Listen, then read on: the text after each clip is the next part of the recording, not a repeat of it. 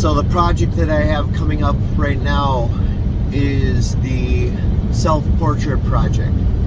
This is always a big one with kids because they have to portray themselves. And this is either from the technical sense or the figurative sense. So the technical sense is accuracy, like this looks like you, it looks your developmental age. This has a quality of being representative or recognizable as you. So then there's the figurative, which the students that have the technical skills to portray well tend to portray themselves either consciously or unconsciously in a certain way. And this certain way is indicative of their station in life. So they portray themselves a little bit more accurately because you can read what they included in the artwork as characteristics of themselves. So whether they know it or not, their technical level versus their figurative level are both representative of what they can do.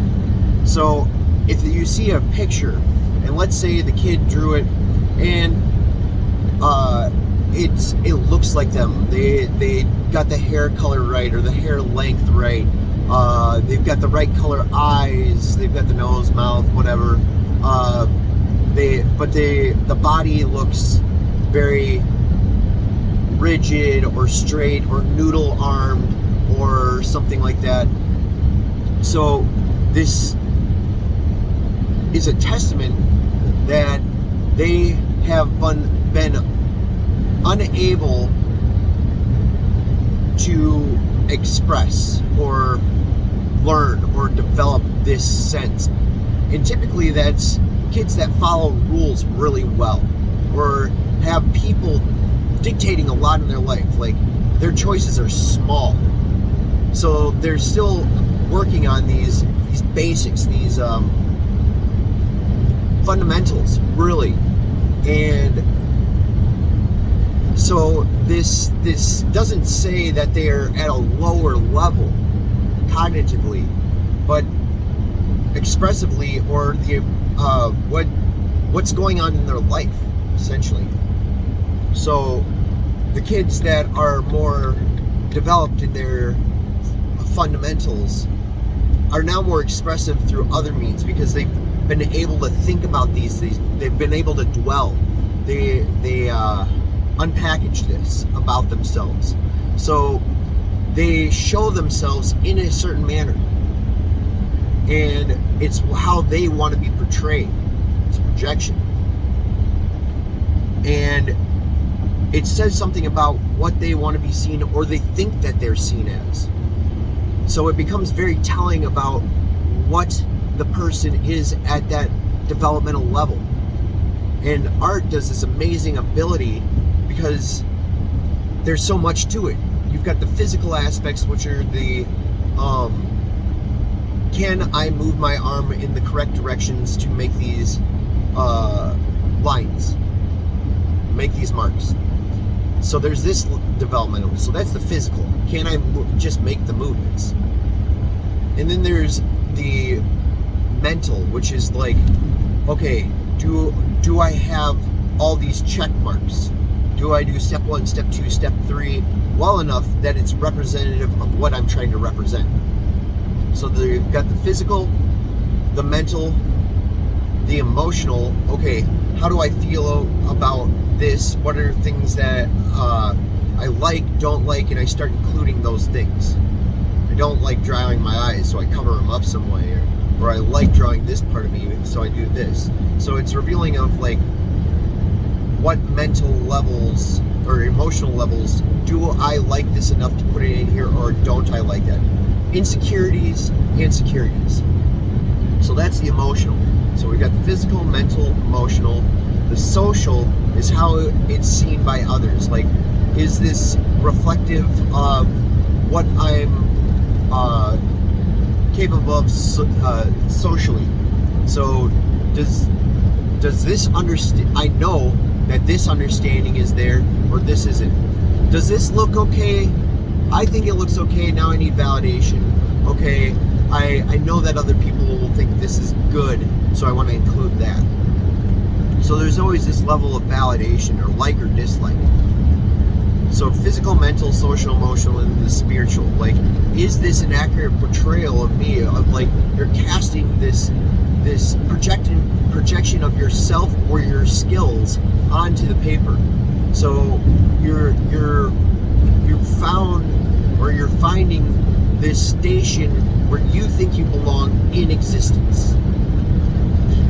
Not to be too grandiose with it, but that's the gist of it. So these things are portrayed in art, and particularly through self-portrait, you've got all these functions working together of what is this person, and what they translate onto the paper is very accurate of them as a whole person, the whole person.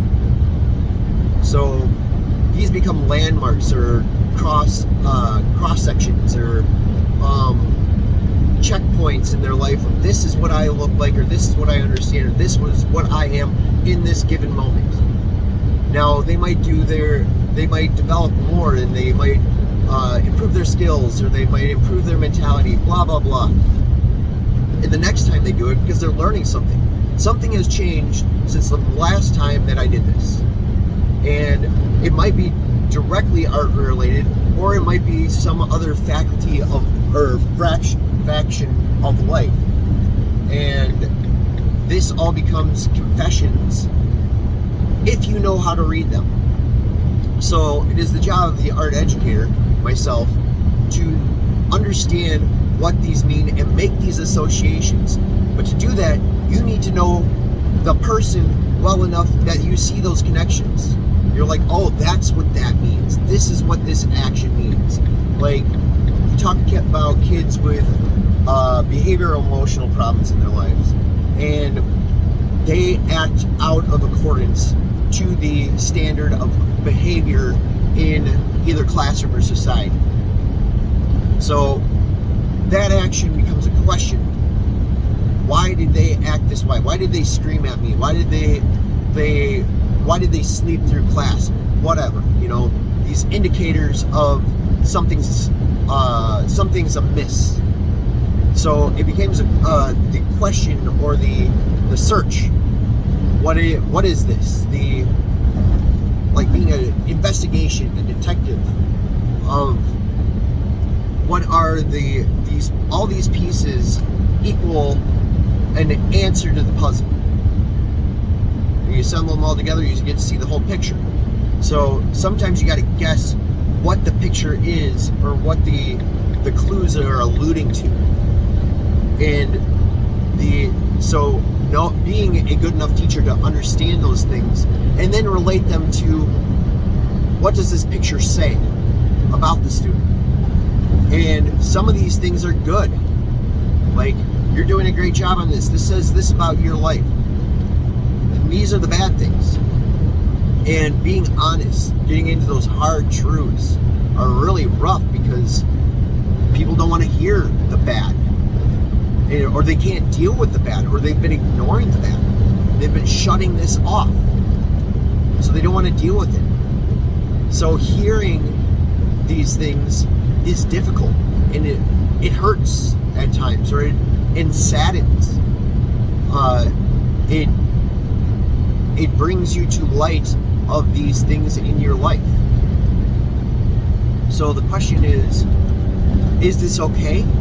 Should one who can read this and make these connections and these understandings and know the student well enough that they should be addressing these things? And then that brings in the whole question of trust, morality.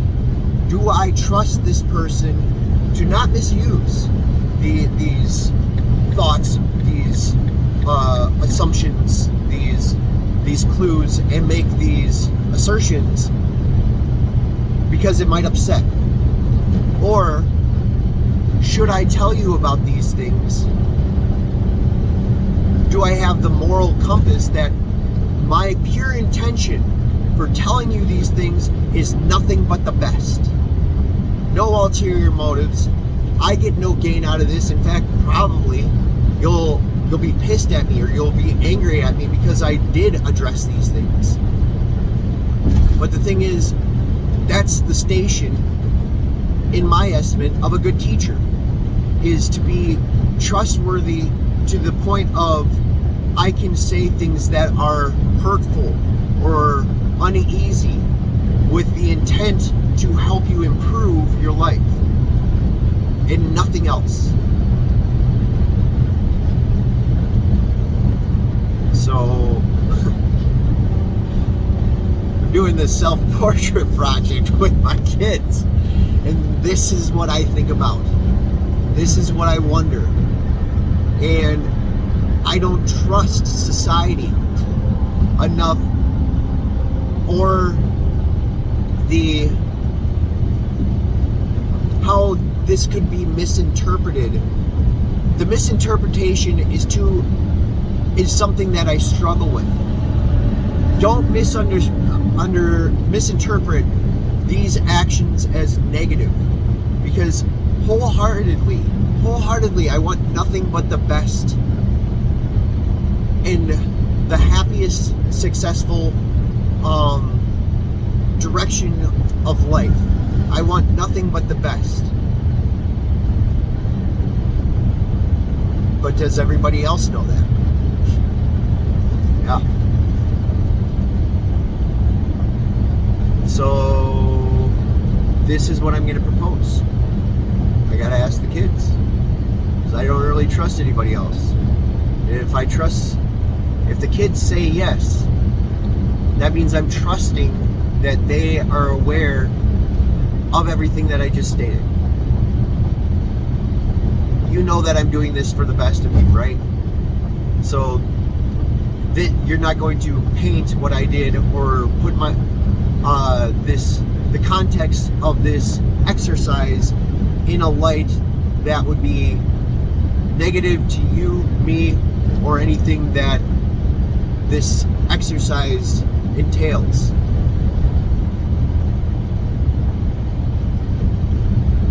So that's all I have to say about that.